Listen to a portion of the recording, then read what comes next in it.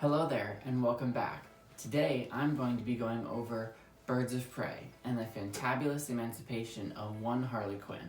Okay, so this is Harley Quinn's solo story, and I actually saw this one before I saw Suicide Squad. And I thought that it was so good that I decided to go back and watch it, and it was really awesome. I ended up liking it a lot. But this movie is like my favorite. It's become one of my all-time favorites very quickly. I've seen it several times in theaters and I've rented it on demand, and clearly I have the costume from it. This movie tells the story of what happens when Harley Quinn and the Joker break up, and she's forced to be able to kind of come into her own, and she's also realizing that a lot of people in Gotham want her dead because of the crimes that she's committed. So she's forced to work with some of these other girls, and they call themselves the Birds of Prey, and they're trying to get this diamond back from this little girl who stole it before Roman Sionis kills her, and he's played by Ewan McGregor. And all in all, I thought this was an amazing movie. It's my favorite superhero movie. I love the score, the cinematography, the acting, the pacing, and the storytelling is all perfect and beautiful. And with that said, I think we should get right into Birds of Prey and the fantabulous emancipation of one Harley Quinn. This is our story. And I'm telling it, so I'll start where I fucking want. This is my review, so I'm gonna start where I fucking want as well. I just love that line automatically in general. The opening credits were so awesome. I love that it was an animated thing, kind of a shout out to the original DC comics. And it gave like a brief introduction to the character. You know, if someone's not seen or heard of Harley Quinn before, they can come into this movie, and it's kind of like a standalone film and a semi-sequel, and I really like that.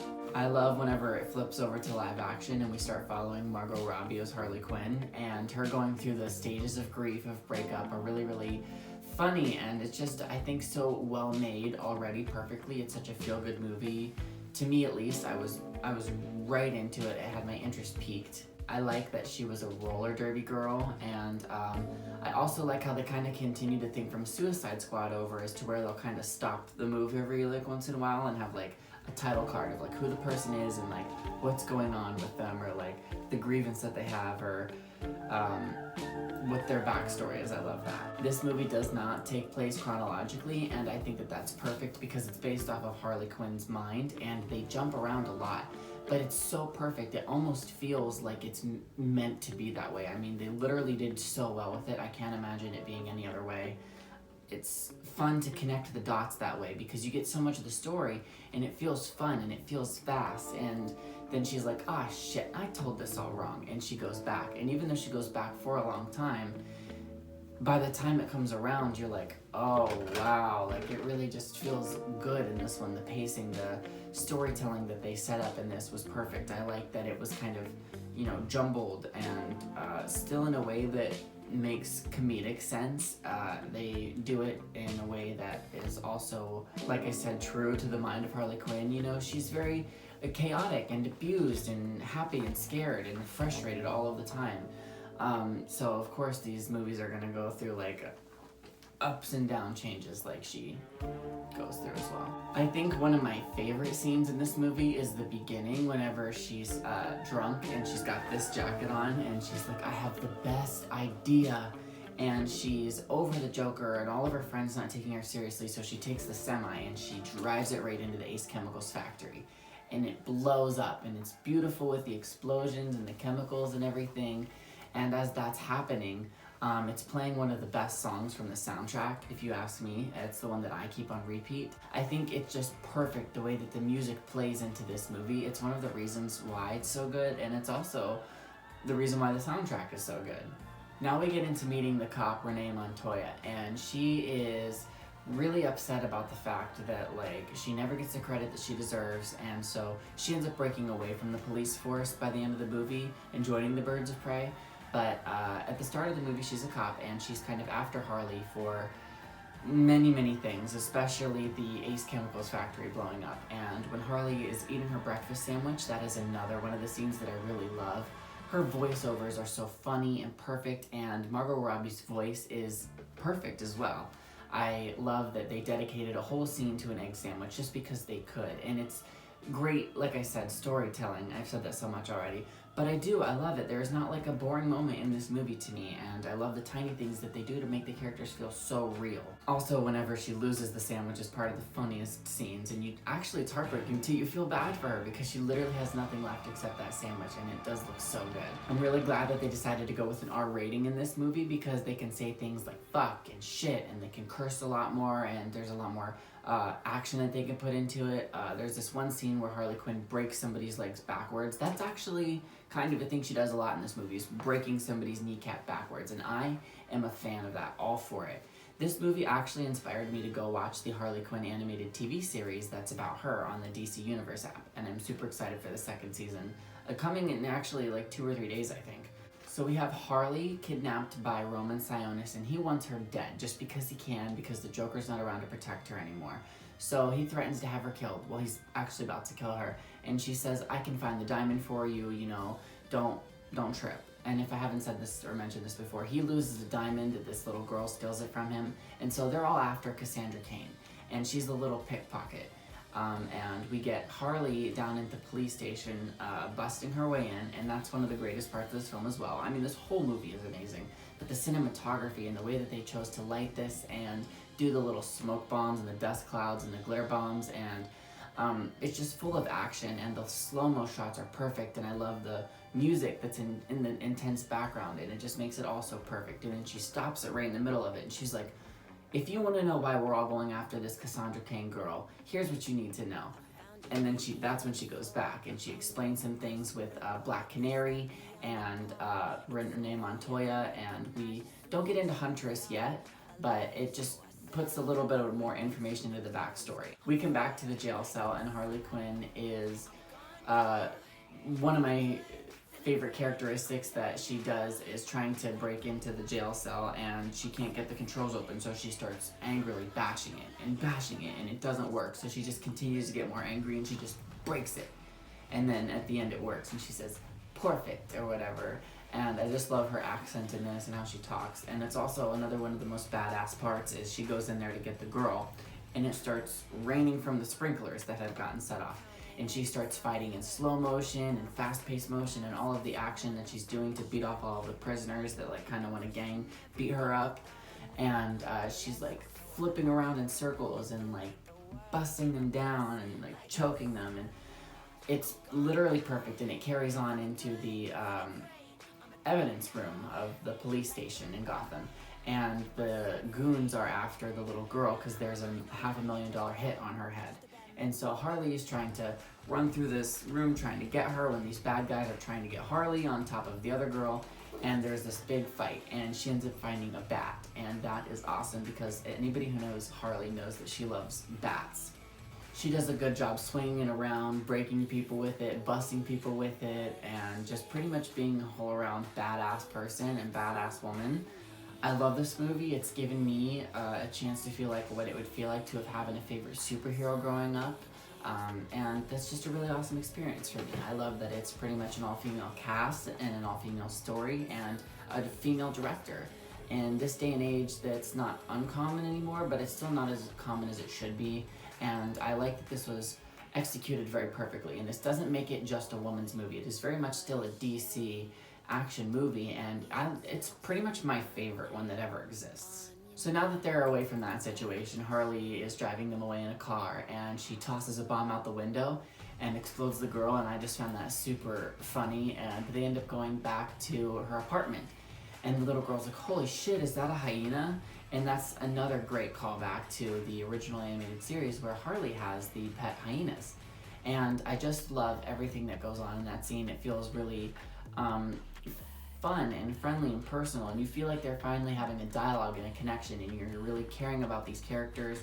You're invested about what's happening to them at this point. You want to know that Harley's going to be okay. You want to know that she's going to end up making this girl be safe, and that they're going to get the diamond and the money, and everything's going to be fine. Obviously, things don't go that way at first, and they're under attack, and that's really scary because at first I thought the hyena was like blown up. We all did, and it's devastatingly sad too because the only person who has never wronged Harley ends up selling her out, and that puts her safety in jeopardy, and she's just feeling really super sad and alone and betrayed right now. And so she goes to make a deal with Roman Sionis about, all right, fine, I'll give you the kid if you protect me and save my life, because I've gotten a glimpse of how dangerous it is out here in the streets of Gotham, and I don't want to take that chance anymore. So she calls him and she tells him to come down to the old fun house that's abandoned, and that's a callback also to the comics and the animated series about where the Joker and Harley Quinn's lair used to be. It's really nice and cool to be able to see it run down now. They have a lot of really fun sets in this movie, and that's another one of the greatest things is coming to the ending of this movie. It is very colorful and action-packed, and the whole carnival funhouse booby trap thing is very, very creative, and I thought that it just worked out amazing, especially with like the whole Harley Quinn and Joker's aesthetic. So when we get to the fun house and the people get there trying to come after Harley Quinn and Cassandra Cain, that's kind of when Renee Montoya shows up, and so does Black Canary, and so does Roman's friend. And they all have like a little argument or whatever, and they end up overthrowing the one guy who ended up killing Huntress, her character's entire family. I don't know if I've mentioned Huntress or not yet, but that's played by Mary Elizabeth Winstead, and I really love her as an actress, and so this character was really fun for me, and she had just such a great backstory, and she was also such a badass character, and I thought this was a really great way to be able to bring these people together. When I first saw the trailer for this movie, I thought that it was going to be kind of like a female Justice League or like a female Suicide Squad or something like that, but it was really pretty much, you know, Harley's movie, and the only reason that they come together in the end anyway is because all of them end up accidentally in the same place while Roman has paid off so many people. He's hired an army to come and kill them, and so she says, you know, unless we want to make it out of here alive, you know, we're gonna have to work together, like. And so they're kind of hesitant at first, but they end up going for it, and she's like, yes. And by the way, this is my favorite shirt or outfit from Harley, and that's why I bought it. And when it comes down to the ending fight with the mallets and the roller skates, and they play Barracuda, and everything is so much fun. I love how Huntress kills that guy in the fun slide, and she is coming out of the bottom, and all of the girls are like, wow, you are so badass. And then they do all of like the long camera shots that are like one takes of them riding around and punching and hitting, and there's like this whole choreography that's going on, and it's beautiful. I love the small just feminism and female empowerment in there, how they're like helping each other out and kicking ass, and the one girl's dreads are getting in the way, and Harley goes hair tie, and it's just perfect, and she's like kicking ass, which like trying to put her hair up in a ponytail. I just thought that was perfect. It's a really good final confrontation battle, and then we get to the part where Roman has the girl kidnapped and they're driving away, and Huntress is pulling Harley and the roller skates behind. That was super awesome because it made a callback to the roller derby in the earlier part of the movie, and also it explains why Harley's good on roller skates and why she can do that kind of thing. She also has a background in gymnastics, and so she could do the sorts of flips, and you know, I'm sure she's trained to kick people's ass before. But it was just super awesome. One of my favorite funny parts is when she's like beats the guy off the steering wheel and then the other guy off the windshield, and it's like, and it's just a little funny because they have like the honking of the horn at the same time. But anyway, she ends up getting into the car that's got the little girl, and it wrecks. He takes her out, and they're down at the bottom of the pier now, and she's got that one bullet left, and she's trying to save the little girl, and she says, you know, I'm the one that they should be scared of, not you, not Mr. J, because I'm Harley fucking Quinn. And she does this like badass flip and shoots the guy, and then it doesn't end up working, but they pull this grenade that gets stuck inside of his outfit and push him over the pier, and he explodes in the air, and then all of his parts hit the water. And it's just such a good way to end his character, because he was ruthless. He was cutting faces off of people, and Ewan McGregor did such a good job as a bad guy. I really loved him in this role, and I would be excited to see him in another role like that. It was really fun. But this movie ends so well, them coming together, getting the diamond and the money. Black Canary, Huntress, and Renee Montoya all form the Birds of Prey. They become a good group together, and Harley Quinn calls them the dorky little do-gooders. And the other girl, Cassandra Cain, ends up becoming Harley's little apprentice, and they ride off together with Bruce because the hyena is not dead, and they have their egg sandwiches and everything's perfect. And that's how that movie ends. And boy, I tell you what, I saw this in the theater the first time and I was blown away. I just had a great time with it, could not stop talking about it, literally was obsessed. So I had to go see it again, and then I bought all of the merch, and then I've been watching it on demand for a while, and I just really love it. It's like the perfect movie for me, such a feel-good thing. I love female characters. Harley Quinn is someone who I really, really relate to. I think that's why I like this movie so much. Also, okay, so here's my Funko Pops. Now, I have the one from the beginning where she's in the caution tape confetti jacket with the egg sandwich. And then we have the middle one where it's the outfit that's for the most of the movie with her little beaver. And then we have the ending climax outfit with the roller skates and the mallet and the jumpsuit. And they're all so cute. I just love them so much. Her hairstyle in this film was also one of the best parts. I love that she cut her little pigtails and made them short and high up. It's just perfect. Everything about this little character development was perfect. But yeah, let me know your thoughts on the DCU movies and where these fit into them. I understand that not everybody loves these movies, but I really do, and I like the feminine parts about them, but I also really love all of the badass action. And yeah, check out some of my other videos because I've done a couple of different genres, and make sure you stay tuned to see what else I'll do. Alright, thanks for watching. Bye. Don't tell a girl's best friend. I don't need you, I got